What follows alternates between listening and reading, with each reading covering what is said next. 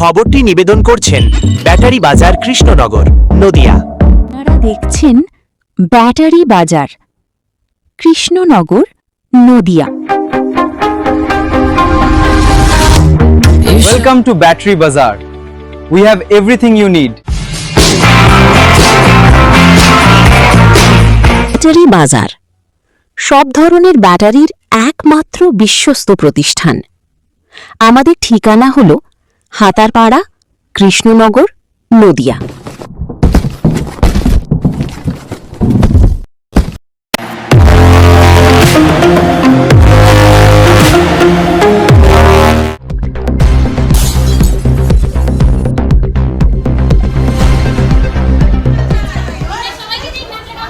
অন্নপূর্ণার টাকা ঢুকলো না কেন সেটা জবাব চাই, ব্যাস।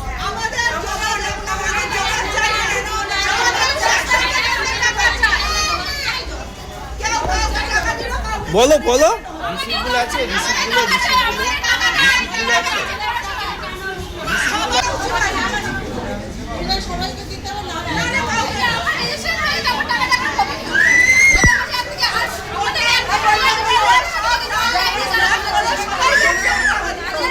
টাকাটা পাইনি। 1 তারিখে সবার টাকা ঢুকে গেছে, আমাদের টাকা ঢোকেনি। এখানে কিছু ওয়ার্ডের মানুষ রয়েছে, প্রত্যেকটা 25টা ওয়ার্ডের, কৃষ্ণনগরের 25টা ওয়ার্ডেরই মহিলারা এসছে, তাদের কারোর টাকা ঢোকেনি। প্রথমে দেখাচ্ছে রিজেক্ট, তারপরে আন্ডার ইনকোয়ারি। এখনও অবধি এই মাত্র চেক করলাম, সেখানেও দেখাচ্ছে আন্ডার ইনকোয়ারি। তাহলে আমরা যে সঠিক তথ্য দিয়ে ফর্মটা ফিল আপ করলাম, তাহলে আমরা কি ইনকোয়ারির মধ্যে পড়ে গেলাম? আর যারা ভুল তথ্য দিয়েছে, যাদের দোতলা 3তলা বাড়ি রয়েছে, তারা টাকা পেয়ে গেল, আর আমরা এরকম অবস্থায় রয়েছি, আমরা টাকাটা পেলাম না। এটা কি সরকারের ঠিক হলো কাজটা করা? বা আমরা কি চাইছি? আমরা চাইছি একজনকে বলতে যেরকম টাকা পেয়েছে, আমরাও যেন সেরকম 10 তারিখের মধ্যে টাকাটা পাই। 3 মাস হয়ে গেল টাকাটা পাইনি। আমরা ওই টাকাটা দিয়ে হয় বাচ্চার পড়াশোনা করাই, নাহলে সংসারে কোনো কিছু কিনি। সেটা 3টে মাস হয়ে গেল বন্ধ রয়েছে, তাহলে তার দায়টা কার? সরকারের। আপনার নাম? মৌসুমী নাথ।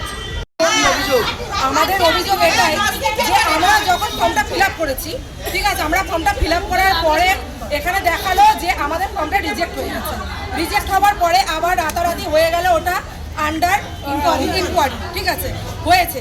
কিন্তু আমরা যখন সঠিক তথ্য দিয়েছি, তাহলে এটা কেন হলো?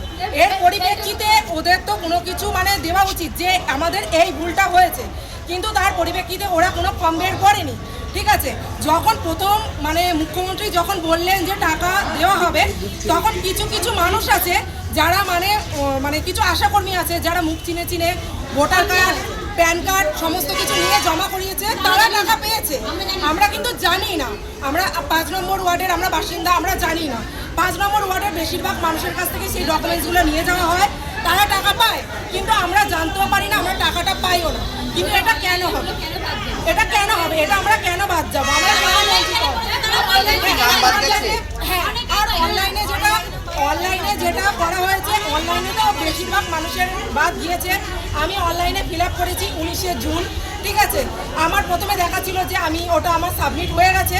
হঠাৎ করে 1 তারিখের আগে দেখাচ্ছে ওটা রিজেক্ট হয়ে গেছে। রিজেক্ট হওয়ার পরে আবার রাত্রির থেকে দেখাচ্ছে ওটা আন্ডার ইনকোয়ারি। তাহলে এটা কি করে হলো? আমাদের ফর্মটা কেন রিজেক্ট হলো? আমার তার কারণটা কি? আমার নাম শ্রাবণী হালদার, আমি 5 নম্বর ওয়ার্ডের বাসিন্দা। এ যা বললো একই কারণ। আমাদের 25টা ওয়ার্ডের সমস্ত মহিলারাই আমরা এখানে আছি, তাদের মধ্যে এখানে যারা এসছে তারা কেউ এখন পর্যন্ত টাকা পায়নি। প্রথমে রিজেক্টেড, আন্ডার ইনকোয়ারি আছে। এখন আমরা আমাদের বিধায়ক স্যারের সঙ্গে কথা বললেন, উনি বললেন যে আপনারা সবাই নিশ্চিন্ত বাড়ি যান, কিন্তু আমরা নিশ্চিন্ত হতে পারছি না যতক্ষণ না পর্যন্ত আমাদের বাড়িতে ইনকোয়ারিটা হচ্ছে এবং আমরা লাস্ট স্টেটাসটা আমরা দেখতে পাচ্ছি। উনি বলছেন আপনাদের ইনকোয়ারি হবে, এবার সেই ইনকোয়ারির লিস্টেও যে আমাদের নাম আছে কিনা সেটাও আমরা জানি না, বা আমাদেরকে একেবারে ডেট করে দেওয়া হয়েছে কিনা সেটাও আমরা জানি না। তাহলে আমি সেটা রিকোয়েস্ট করলাম যে স্যার তো সেই লিস্টটা অন্তত বার করুন, যেখানে ইনকোয়ারি লিস্ট অন্তত আমাদের নামটা আছে, সেইটুকু আশ্বস্ত হয়ে আমরা বাড়ি যাই যে হ্যাঁ কেউ না কেউ আমাদের বাড়ি আসবেন, কিন্তু সেটাও তো আমরা জানতে পারছি না। তাহলে আমরা মনে কোন আশাটা নিয়ে আমরা বাড়ি যাবো? বা আমরা আবার এটাও স্যারকে বলেছি যে 25টা ওয়ার্ডে তো 2 জন করে যদি হয় তাহলে 50টা ব্যক্তি, তাহলে তাদের নামের লিস্ট দিয়ে ফোন নাম্বার দিয়ে একটা বাইরে টাঙিয়ে দিক, আমরা সেটাকে ইয়ে করি। তিনি যদি ভুলে যান আমরা তাকে ফোন করে নেবো, কারণ দায়টা আমাদের। যে আপনার ইনকোয়ারি করতে আসার কথা ছিল, আপনি আসেননি, আমাকে এই পর্যায়ে আছে, আপনি আসুন।